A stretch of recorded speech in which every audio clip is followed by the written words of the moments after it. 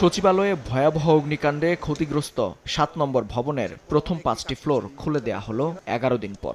রোববার সকাল থেকেই প্রতিটি তলায় ধোঁয়া মোছার কাজ করছেন পরিচ্ছন্ন কর্মীরা। ঠিক করা হচ্ছে পানির লাইন, কম্পিউটার কানেকশন। এসব তলায় থাকা আর্থিক প্রতিষ্ঠান বিভাগ, অভ্যন্তরীণ সম্পদ বিভাগ সহ বিভিন্ন বিভাগের কর্মকর্তা কর্মচারীরা অফিস করা শুরু করেছেন। ২-৩ দিনের মধ্যে পঞ্চম তলা পর্যন্ত কর্মপরিবেশ পুরোপুরি স্বাভাবিক হবে বলে জানান সংশ্লিষ্টরা। তবে ষষ্ঠ থেকে নবম তলা পর্যন্ত গণপূর্ত বিভাগের কর্মকর্তা ছাড়া কাউকেই প্রবেশ করতে দেয়া হচ্ছে না।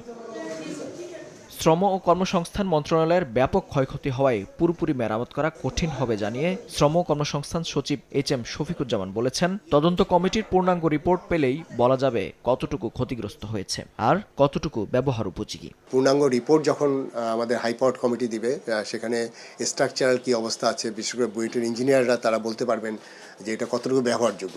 ক্ষতিগ্রস্ত ভবন পরিদর্শন করে গৃহায়ন ও গণপূর্ত সচিব আব্দুল হামিদ খান জানান, আগুন লাগা 4টি তলায় দ্রুত মেরামত কাজ চলছে। আগামী 10 থেকে 15 দিনের মধ্যে কাজের পরিবেশ ফিরিয়ে আনা হবে। আজকে আমরা এটা কমপ্লিট করে দিচ্ছি, তাকে অফিস করতে পারবে। আর উপরেরটা আমরা শুরু করব কাজ, 10-12 দিন লাগবে সর্বোচ্চ, এর বেশি হয়তো আমরা করে দিতে পারবো ইনশাল্লাহ। 25 ডিসেম্বর গভীর রাতে ভয়াবহ অগ্নিকাণ্ডে সচিবালয়ের 7 নম্বর ভবনের 4টি তলা মারাত্মক ক্ষতিগ্রস্ত হওয়ার পর থেকেই তালাবদ্ধ ছিল পুরো ভবনটি। এমনকি তদন্ত কাজের স্বার্থে সচিবালয়ের কর্মকর্তা কর্মচারী ছাড়া দর্শনার্থীদের প্রবেশ পুরোপুরি বন্ধ ছিল। অনুমতি মেলেনি কোনো গাড়ি প্রবেশের। এরই মধ্যে আগুনের ঘটনায় গঠিত উচ্চ পর্যায়ে তদন্ত কমিটির পক্ষ থেকে প্রাথমিক তদন্ত প্রতিবেদন জমা দেওয়া হয়েছে। মেহেদী হাসান, সময় সংবাদ, ঢাকা।